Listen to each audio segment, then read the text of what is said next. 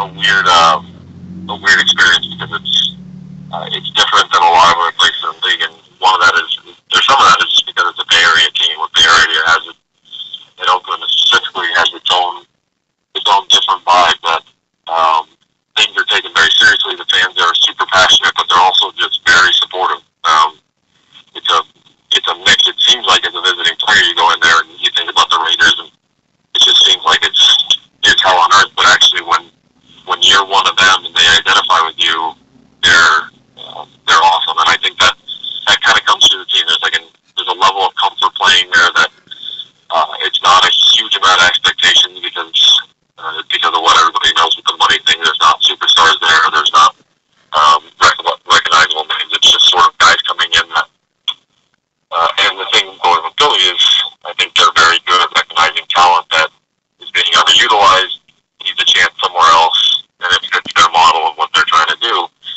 And most of the guys like that are just looking for a chance to play every day, looking for a chance to get at bats, and at bats or innings, and then kind of talent wins out. So you have talented guys there that have been sort of looked over somewhere else, and they go there, and that's why that team has a lot of success. They're using everybody else's cast off to beat them. Is it refreshing in a situation like that where it's not who's getting the most money, it's really who's the best player and who earns it? Yeah, it actually it is, and I thought that was a very cool dynamic that nobody gets to that point really because of the financial hold-ups, is that you're never going to get really a long-term deal there. You're not going to be paid a lot of money, so you never get kind of held in this other status. It's really just sort of the teams are based on who's successful right now, who's being a good guy, who do we like, and the teams, I think, kind of bond through that because there's just one guy standing at the top of the mountain by himself, or even a few guys that are kind of held on this different level. It's just a whole bunch of guys that are have either been playing together in AAA for a few years or playing against each other in AAA, or and then with a kind of a mix of prospects, and they don't really have any status that kind of fills up a room. It's just a bunch of guys that are all kind of on an even playing field, and then let's just all try to play really well because it's fun to win. And then, real quick, talk about what it's like playing for Kirk Gibson. It's I think the best way to describe it. He's very intense. You can see that you haven't taken the player hasn't come out of him yet, and I don't know that it ever will. I think it's obviously I didn't know him when he played. I didn't know him before he played, but I'm assuming he's always kind of been this way. Just driven. It's very serious, very focused on the task at hand, what we're trying to do, and I think it's just very much he stepped off the playing field right into the coaching and took the same mentality with him. So at least when you feel of him and you remember, you hear the stories and anecdotes about him playing, those all kind of make a lot of sense, which isn't always the case with coaches in the league. Sometimes you hear stories about a coach and you think, I can't even picture that because he's moved on becoming a different person, but with Gibby it completely makes sense. And as far as your comeback goes, with your team in the middle of a pennant race and the Dodgers hot on their trail, now I think they're ahead. How hard is it to kind of judge, do I come back feeling 80% to help my team, or do I wait till I'm 100% and hope that it's not too late? I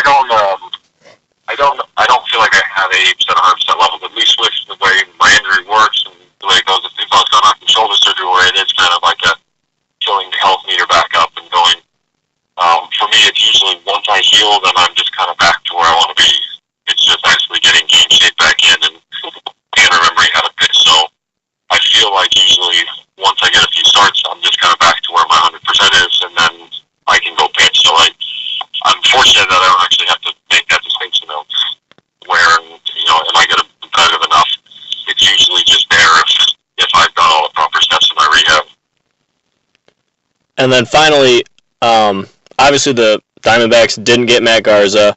I read today reports, which are worth just about nothing, that they're not in the market for a starter, maybe a bullpen guy, but like we talked about before, you're that starter, that's the midseason acquisition.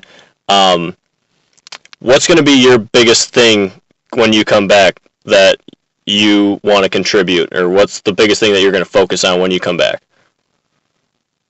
You know, it gets big in scale to answer a question like that, like thinking too far ahead. I mean, my focus when I do everything or do anything is just kind of what I can do that day, whether it's my workout, whether it's a bullpen day, whether it's a relaxation day, something that just kind of de-stress.